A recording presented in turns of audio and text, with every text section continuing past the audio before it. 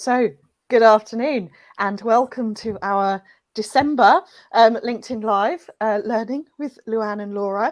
We have two very special guests with us today. We'll do intros in a second. But Laura, I checked, we started doing these back in February. We did. We did, and we have talked about, we've talked about consumer confidence, cost of living, we've talked our career stories, we've talked about our research project, takeaways from conferences. We've talked about a lot this year, and I will share the link if people have missed any previous sessions. But our topic for today, as maybe a bit predictable for a December session, is about marketing trends. You say that though, Luan, but I think we're jumping it. We are ahead. I think lots of people are not going to start talking about this until later in the month or even the start of the new year. So I think we're getting in early and we're going to shape the conversation. That's what we're doing. We're going to do. Okay. No pressure to do that, is there? So in case we haven't met before, let's do intros before we start shaping the conversation. I'm a marketer, marketing consultant, been in marketing for over 20 years, agency, client-side consultancy roles. Quite a similar career path actually to Rene, and now specialise in social media marketing, planning, etc. But have been collaborating with Laura on a research project and student guest speaking for several years now. Similar with Jonathan, we met through the CIM. It's always a small world meeting. I'm a visiting professor. No, I'm not a professor. I'm a visiting fellow with you at the University of South Wales. And as I said, Rene and I have got quite similar career paths and collaborate on projects as well. So it's lovely to have all of you on the screen. Well, from me, thank you for the invitation. You have spoken about a lot this year, and I've always recommended on my LinkedIn feeds that it's a must watch because it absolutely is. I think you've touched on things which are very pertinent to marketers.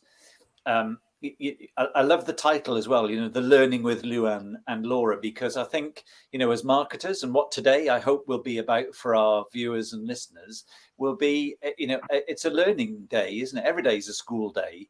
And, what you've brought to us during the year, thank you very much, has been something which has been fascinating to watch and listen, because it's been about, very pertinent things for marketers, whether those marketers be in academia or in practice.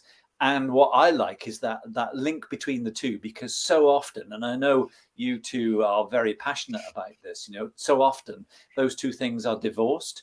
And we either have all that academic nonsense or we have all of that practical stuff, which necessarily doesn't apply to everybody. And you very smartly, very wisely, very brilliantly, thank you so much, bring that together for us who drop in every month and watch this. So thank you very much, and thanks for the invitation. It's an absolute joy to be here. There you go. You are recording this, Luan, because we are recording, yeah. And we had coffee face to face yesterday, and actually we had cake after you left, Jonathan, and I didn't pay him to say any of that. So thank you. I thought as much. Wise by nature. Yeah. Laura, do you want to kind of sure. Intro and why we did this, I guess. My intro is really brief. So I'm Laura Chamberlain, Professor of Marketing at Warwick Business School. And as Luan said, really, this is all about learning, and it's about having conversations around important topics for marketing and marketers, and bridging academia and industry. And Luan and I came up with the idea of running this series purely because we love talking about marketing, and as always happens, we can talk for a long time about all of everything, the kind of topics that we have touched on, and we just wanted to share that and open up the conversation. So if you are watching, feel free to comment, ask questions in the chat box. We do have an eye on that, and the recording is also available for people. So this is around opening up the conversation, really.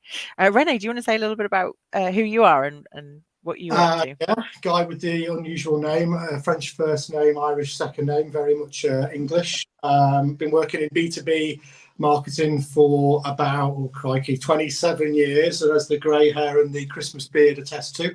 Work predominantly in industry, engineering, manufacturing, as an outsourced marketing support for a number of clients in that space. Yeah, I've met, me and Luan go way, way, way back. I think she might have even given me one of my first clients back in sort of 2014, 2015, and where we work on shared clients as well since. So yeah, look, great to be a part of it today as well. I can't add any more words to what Jonathan offered, but yeah, excited to be part of what we're doing today. Fab. And there is a comment in the chat, Jonathan, you're like that one of your former students, someone who met you at their graduation. Oh, excellent. Good. There you go. Lord, do you want to kick us off with this conversation? Okie dokie, yeah, let's get trends. going. So as 2022 comes to a close, I was trying to think of a word to describe how 2022 has been then, and I'm not sure I've got one word, so I'm not going to try and describe 2022. I don't think this is about a reflection on what has happened. I think this is more about a future prediction for what we can look forward to in 2023. I love this time of year, not just because it's Christmas, but also because there's something I really like about the start of a new year and thinking about the hope and optimism for what's ahead. So I've got quite an optimistic slant to the way that I'm looking at my section of future trends for 2023. And I think the way we've split it up is that I'm going to talk about consumer behavior related trends that I think are going to be really relevant for 2023. Then Rene is going to talk about the B2B space and what you think, Rene, is going to be relevant for 2023 there. A little bit around content, yeah. Awesome. Then Luan's going to talk about social media, and Jonathan's going to round us off with some economic issues that you want to look at, Jonathan, for 2023, particularly looking at impact on marketing for SMEs. So I'm going to start with consumer behavior, one of my favorite topics to do with marketing, thinking all about consumers. And when I was looking at the current climate, what's going on, and really thinking about everything that I've started to read in the last few months and where I think things are going to head, I've got 3 trends for consumer related issues that I think we're going to really sort of start to see come to the fore in 2023. The first one is around quality over quantity. And I think there's a lot to do with the current circumstances, the cost of living crisis, and the context within which we as consumers are all operating in. And I think actually what that is going to mean is a trend for consumers thinking that less is more. So really sort of thinking about quality in terms of their purchases, in terms of the way that they spend their money, rather than thinking about quantity. And that's driven partly by the idea that people want their money to go further. But I think that also drives how we think as marketers in terms of looking at what quality looks like. It's not just about perceptions of quality, but what is the quality that consumers value and how does that translate into what we're offering? And I think around that as well, there's something about this idea of sustainability that also ties in, and thinking about what really matters to customers and how we think about delivering that to our consumers. So quality over quantity is one of my trends. Another one is around self-improvement. And this is very much centering on consumers and what they're prioritizing. And I think it is a bit of a rationalization in the post-pandemic climate as well. But we're seeing even increasing emphasis on things like measurables. So I was listening to a podcast the other day to do with Whoop, which is a company that have the band that measures all your health and fitness and wellness stats so that you can sleep better and exercise better and things like that. And I think we're going to continue to see that trend. But I think wider than that, people are feeling under quite a lot of pressure due to everything that I've sort of alluded to. And I think there's something there around a narrative to do with self-improvement, to do with optimization, to figuring out what the best version of us as people from a consumer point of view looks like. So there's some stuff in there around understanding again what customers value, but there's also stuff around efficiencies and blended experiences. But actually where I think this is going to head in 2023 is going to be a doubling down on habits. I think we're going to see a doubling down on not thinking about things like necessarily loyalty, but thinking about the habits that consumers want to develop and they want to get into that help them in some way add a level of improvement to their lifestyle. So I think there's going to be a doubling down there in terms of habits. And my last prediction on the consumer side is actually to do with retail. And I haven't seen what the other guys are going to say. So going first, I feel like I'm setting myself off a precipice here, because you're going to tell me either something opposite or I'm going to steal someone's thunder. But my last one is to do with retail. And it's actually inspired by my students. And so I teach a lot of international students, and I have a lot of students that come from Asia, so China, Thailand, India, etc. And in that part of the world, live streaming and social commerce is absolutely massive. And we are starting in this part of the world to see a rise in that. And I think there is a lot of hangover around live streaming to do with things that used to happen through television. And a lot of traditional approach to that. But I think there's going to be a big shake-up in that space, in the live streaming, social commerce, retail space in the UK. And I think that is going to be driven by consumer demand. I think consumers are going to like it, and I think they're going to want more of it.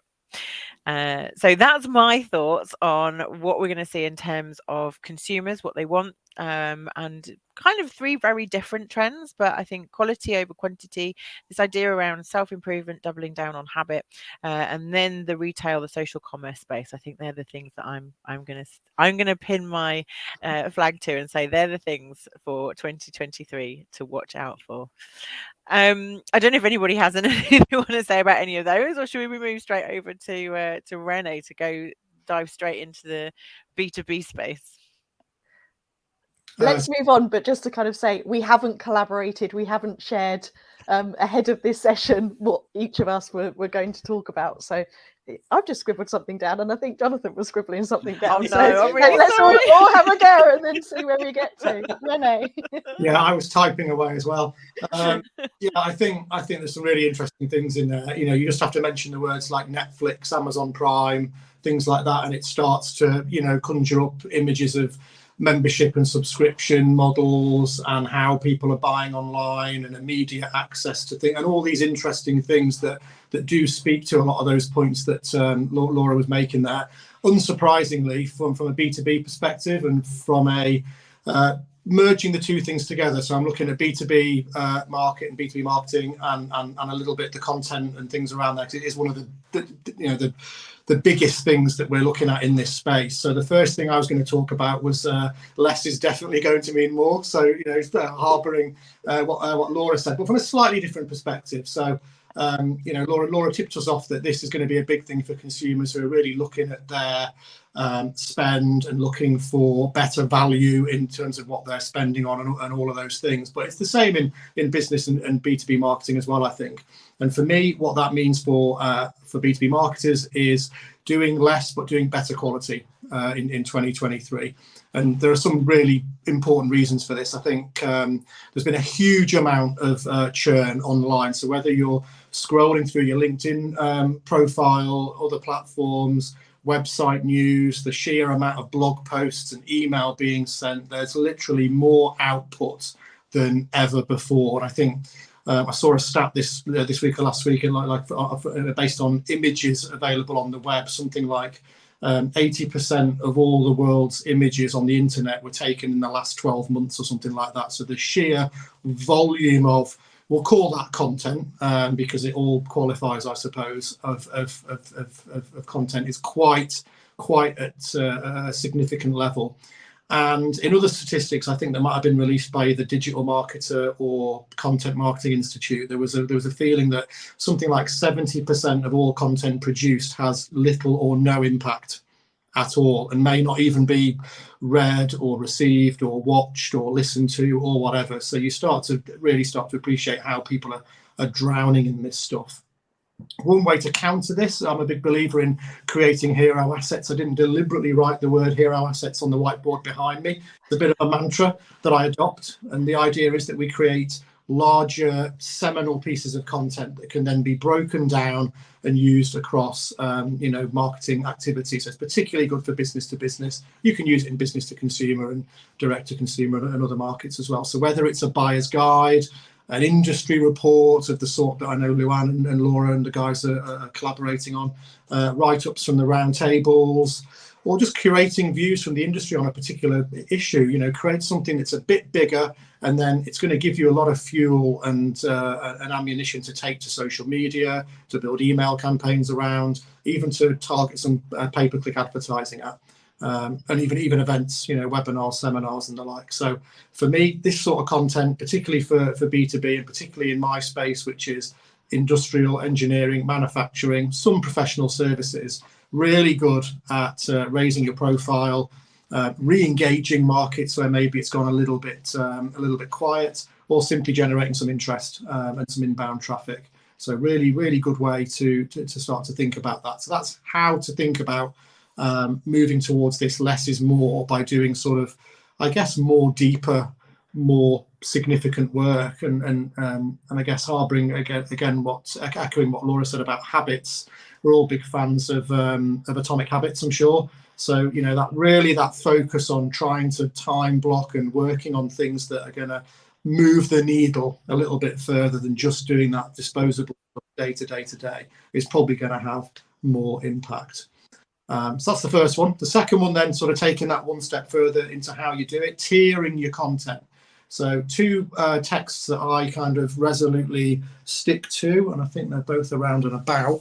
So the first one is Donald Miller, Build a Brand Story, or Build a Story Brand. I won't get into the minutiae of it, but it takes the idea of the hero's journey and applies it to business. So your customer is the hero, not you, wink, wink.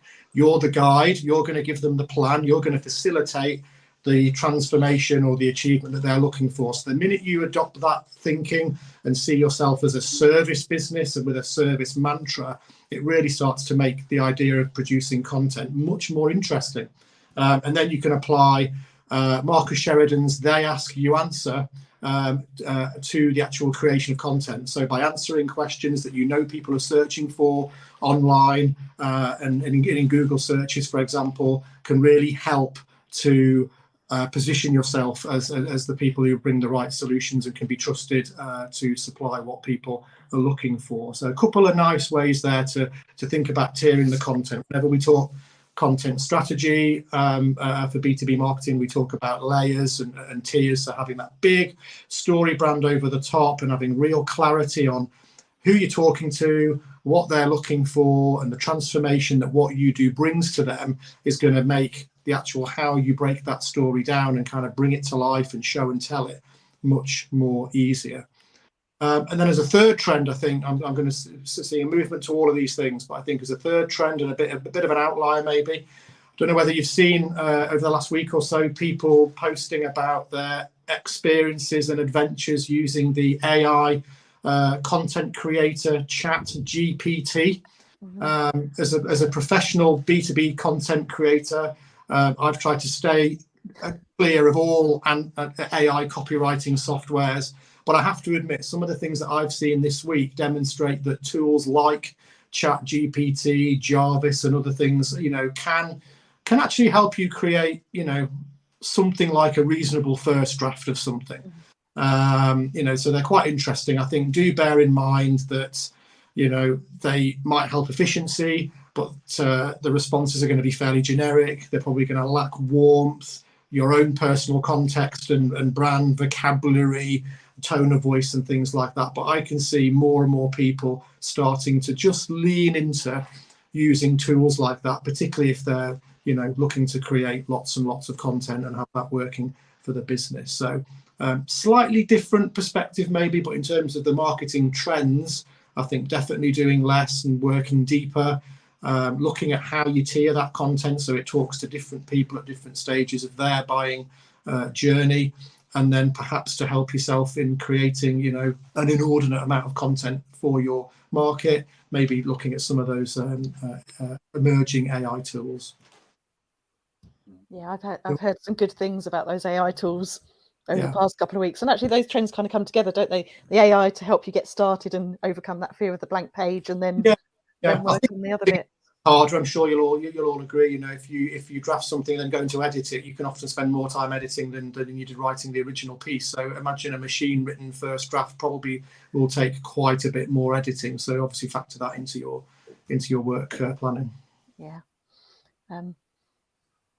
And I've got a slight overlap on with Rene on this, again, without predicting, but it could have been beautifully rehearsed to appear as such. But I think for me, the thing about trends and predictions is actually my world of social media changes by the day, by the hour, by the week. So actually that is one of the biggest challenges in itself. And if anyone watches my monthly webinars that I host with Andy Lambert, we cover all of these on a monthly basis. And actually one of the biggest trends that Andy and I have talked about all year is about creators, and how the social media platforms have been developing creator tools, supporting creators in their content development, monetization options around that, and subscriptions. And I think that's going to be something that's really going to continue into next year. Particularly, we haven't mentioned yet, we're in a recession, cost of living crisis applying to businesses as well in their budgets. If budgets are going to be squeezed, then kind of co-creation, working with user-generated content and collaborations, I think has only just begun and is going to grow. AI is the one I was going to pick up on Rene, in terms of there has been a shift, and partly because of TikTok, and I know Laura's going to smile me talking about TikTok because we've mentioned this before, wasn't always on there. Yeah, brilliant, Rene. Is that TikTok, and the way that TikTok has been adopted is very much about the kind of the For You page and showing content from people that you don't follow, whereas the social media platforms has traditionally been about making connections, following the people that you want to, and it is coming through that on all of the platforms we're going to get more suggestions in our feed from people that we don't follow. And actually I think this is a positive thing, because we can get stuck in our own bubbles of the people that we follow, the people that we listen to and watch. So getting those recommendations and kind of stretching the field of insight, content, news, entertainment, I think is going to be a nice thing going forward. Even Google search is going the same way. You see the people also ask these questions, and it just, you can drill and drill and drill there, and you can appear on the first page, if you produce the right sort of content. So that kind of dynamic content algorithm, whatever you want to call it, it's happening everywhere, isn't it? Yeah, and it is, and I think that it was yesterday they announced, it's going to be a continuous scroll, so no more this kind of page 1, page 2, page 3 activity. So that's going to change. But actually, Rene, again, nicely set up. My last third one trend was going to be about search, and how it's really coming through in research, in data, in use, how users are using social media. It's not just about friends and family and connections. It's about using these platforms for search, to the fact that Google are seeing social media platforms as a competitor. There is stats around how particularly younger demographics are using TikTok for their source of news, for their brand discovery as well. Whether that's always the right thing or not, that's probably a whole nother session on sources of credible information. But just this switch to social media is where people are going first, and that they are using it as a social search platform, and that shifting the way it's used. I think as a takeaway top tip with all these trends and everything that Andy and I talk about every month, and I share on my feeds, is that not to get distracted by this kind of shiny new thing over there, and to really kind of stay grounded in who is your audience, who are you talking to, what you're trying to achieve, and your objectives, and keep that in mind. As marketers, it is our job to know what's going on, and those SWOT pest frameworks that we learnt in our studies and our training, they are still relevant frameworks to keep in mind. So this isn't just an annual thing, but at the same time it's an ongoing thing, but not to get too distracted by something new or shiny, or someone's opinion that they've posted this morning. Let's be a bit more kind of level and focused and how we move forward. My take. Is it me? It is you. Over to you. Okay. Well, thanks to you three because that's nothing left for me to talk about now. But you've got to have three That's why things. we The rest put you of us have all, last. the rest of us have all had three things, so you've got to have three now. Okay. There's a question, Yeah, well, I haven't got Jonathan. three. Some observations. Number one, Yes. and number one could be a tip actually. I spend a lot of time every year doing talks to businesses and to groups of industrialists and so on. And it is very much that, what's going to come up, what's the next three big things, and that's a rolling process. And I think you've all alluded to that. So a tip to our viewers this afternoon would be, this isn't and should not be an annual reflection. It should be a continuous reflection. That we have to maintain a view of the marketing landscape, the marketing environment, and beyond that, of course, the wider business and economic environment. Because if we don't, we're going to get caught out, and we have seen that really manifold this year.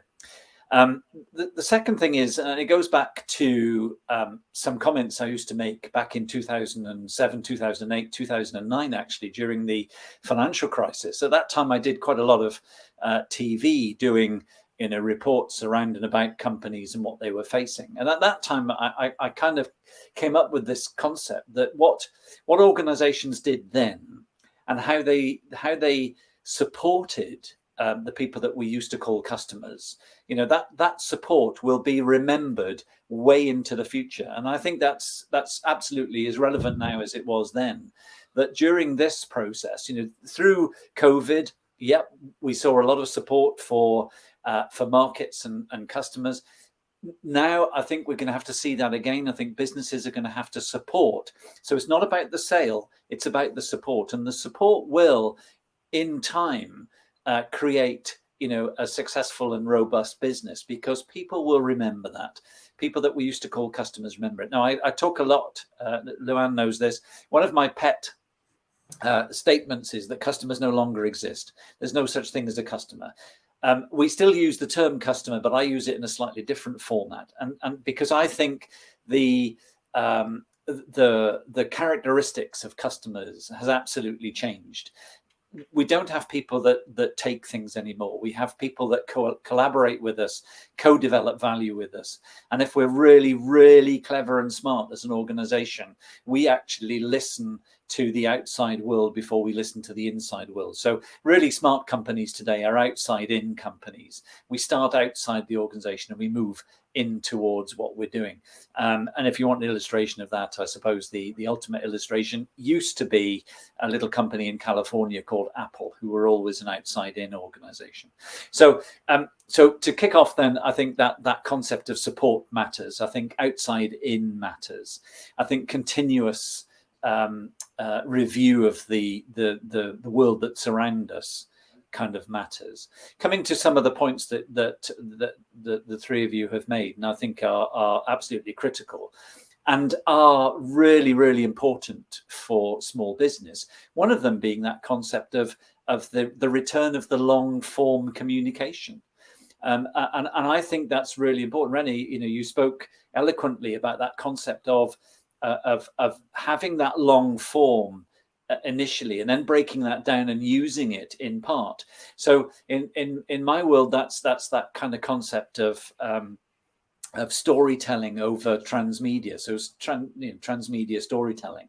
So we have a continuous but very authentic long form story that we can then use in various forms. And the secret, and SMEs are really good at this, because SMEs tend to be primarily very good at long form stuff, not at short form stuff. So the SME can take that long form, and then with some advice from outside their organization, they can probably break that down into things which can be meaningful to various audiences. And I guess that takes us on to that concept of audience. If ever there was a top tip, that is know your audience. And the audience today is we've been told, I think, so many times that we can reach out into many spheres, many different markets, many audiences. However, what we need to do is to do one thing well with one audience. What is the value proposition? What do we do that no one else can do? How can we build that emotional connection with a group of people that we used to call customers? How can we do that authentically, but to co-create a real value proposition, something which is meaningful, that those people will find it very difficult to find elsewhere? And I always talk to organizations about this concept of building up that emotional connection. You can, the world is full of stuff that can be easily replicated, be it a laptop or a mobile phone, or even, who knows, a glass. We can copy that stuff. What you can't copy particularly quickly and particularly cleverly is the emotional connection that a buyer has with a seller, or a co-creator has with another co-creator. So I think that's important. So some of that stuff, I think, return on ROI, that we've all grown up with. I've been talking a lot about this lately, actually. Instead of return on investment, I think it's return on ideas. 2023 will be return on ideas. We have to come up, we have to be creative, and as organizations, and again, SMEs tend to be really good at this because they're able to move really quickly. They're reactive really quickly, so they can have an idea and test that out in market, pretty much the same day. And I think what we'll see is those companies that can move quickly, that can adjust to those requirements in market, the pains that people are seeing. I think that return on idea will pay off in 2023 because it's about support as opposed to the sell. To me, I think there's going to be a growing recognition come 23 of something, again, that I've noticed over many years that the SMEs do really well, and that is the acknowledgement of life centricity rather than customer centricity. I think it's life centricity. So we understand what people are trying to do, and that comes back to that support piece as well. And we understand that because, and this is where SMEs have an advantage, SMEs are close to the market, they're close to their customers, they're close to that audience, they understand intimately what's going on because they themselves are part of that audience probably. And I think that understanding that depth of insight, which will allow organizations to understand what the problems are and then be able to do something about that really quickly and support those problems really quickly. That bit about changing from customer centricity to life centricity, we're going to see a lot more in play in 23. And I think what we're going to see, which kind of amuses me at the outset, I think we're going to see large companies trying to do life centricity, and I think some of them are going to fail really desperately because they don't really have that insight. And I know, I'm amongst colleagues here who are deeply embedded into data. Data, comes in many forms, and observational data is something that SMEs do or just out of natural habit, and it comes naturally to them. And what I think life centricity is about is observational. It's not that data that we get off the web. It's much more it's much more tangible than that, I think. And then two things to probably chat about just at this point before we come back to you. One is, without question, the environment and what that means. And just recently, I'm going to reach across here and get a report. Just recently, the OECD came out with a brilliant report, which is available free on the web for people to go take a look at. And it's called No Net Zero Without SMEs. And the premise of that report is that if we're going to achieve anything near net zero, then the SME community are going to be the driving force behind it. And they're going to be the driving force because the profit motive and margin is slightly different within SMEs. Secondly, SMEs are able to respond, as I've said, really quickly to the pains that their audience are facing within the wider marketing landscape. Therefore, SMEs are going to be at the forefront of making change, and they're also, they also take risks and will move with environmental innovations quicker than larger organizations. And the solutions are driven really in part by desire for increased efficiencies.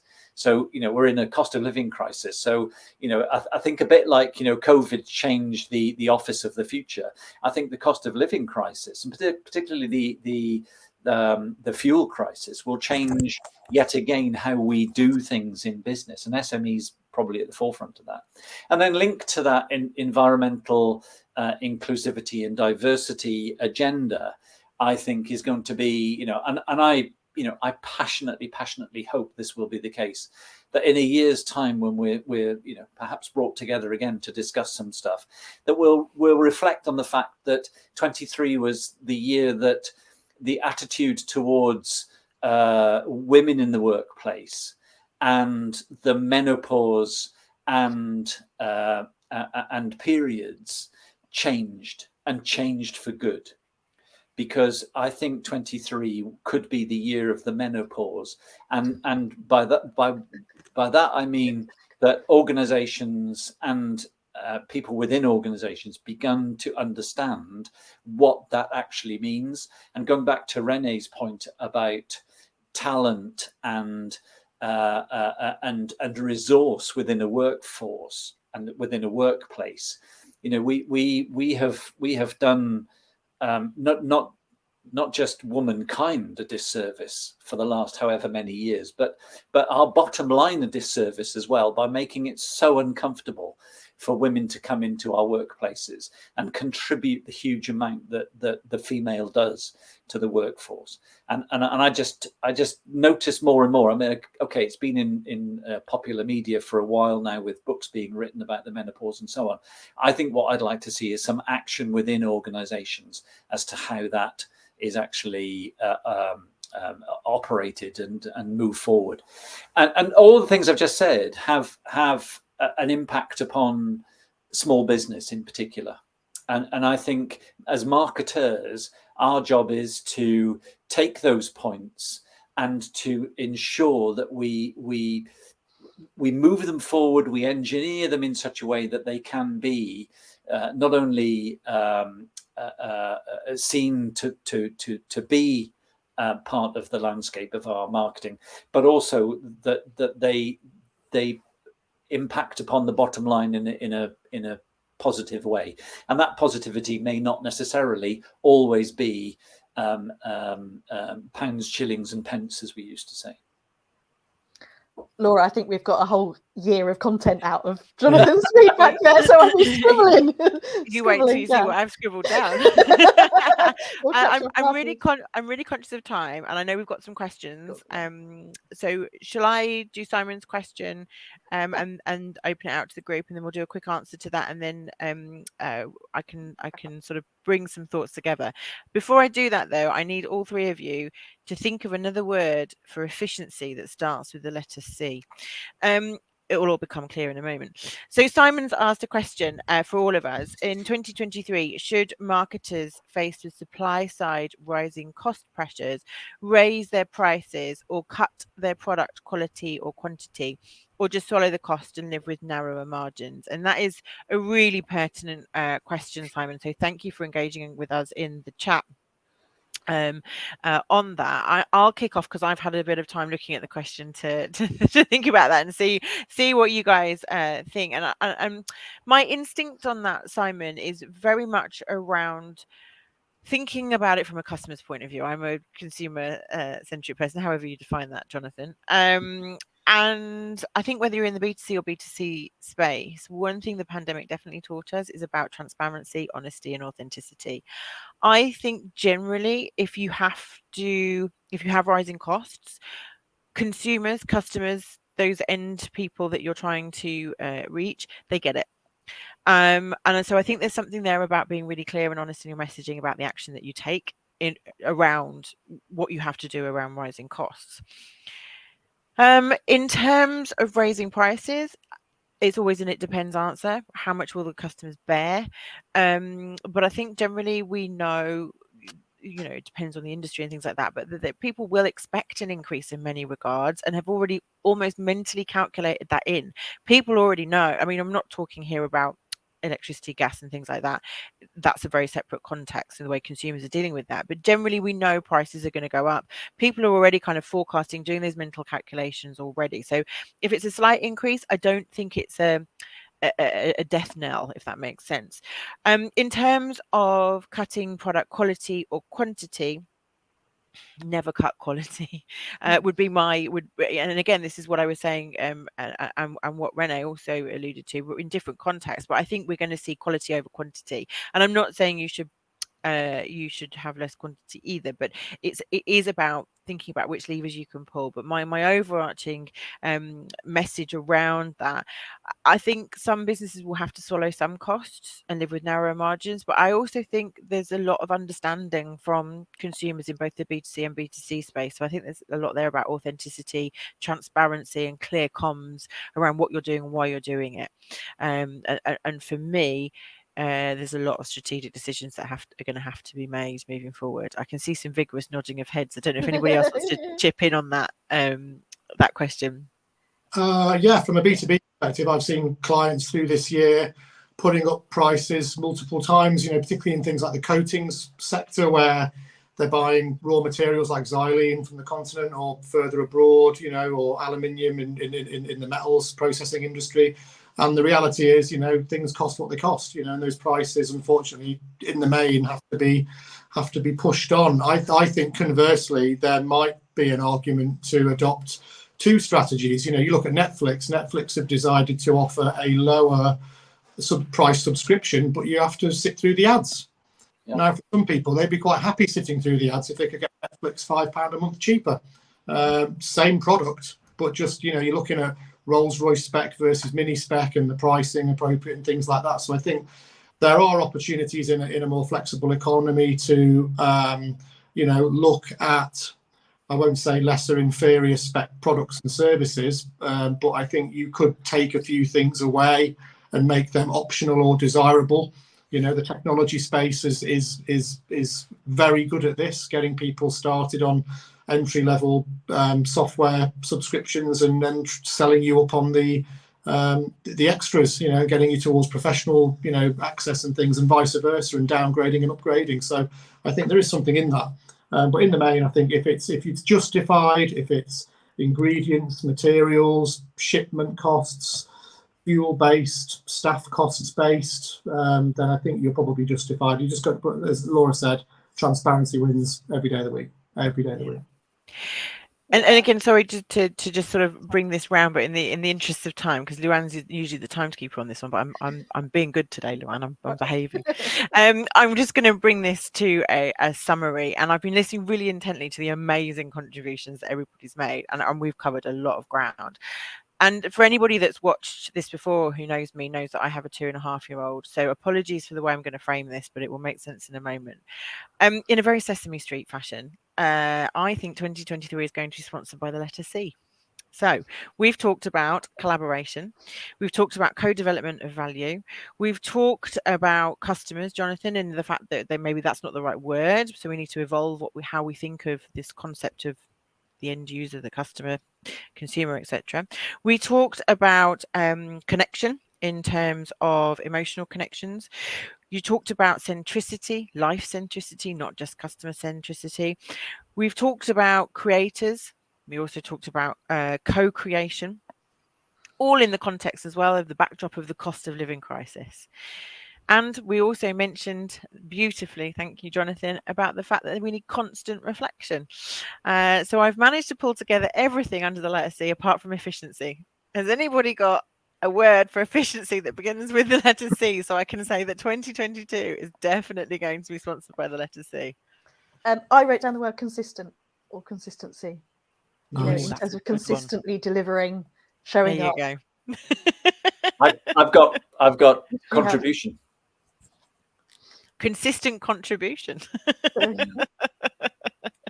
So I don't want to trivialize that. A creative, consistent contribution. We can go to town on that one, but it just really struck me that as we were talking about all of these things, this is just something that really came out to me, and I think it does really nicely encapsulate a lot of the things that we've spoken about. And obviously there's a lot of nuance in what we've covered, but I think there's some really interesting ideas from our different perspectives. And if I can, thank you. Just a short sentence about that. And I think 23 is going to be difficult, and it's going to be a difficult time economically, politically, and globally too. And the thing that really should matter to us is what we're doing today and what businesses need to do. And it's also a C, and that's about community.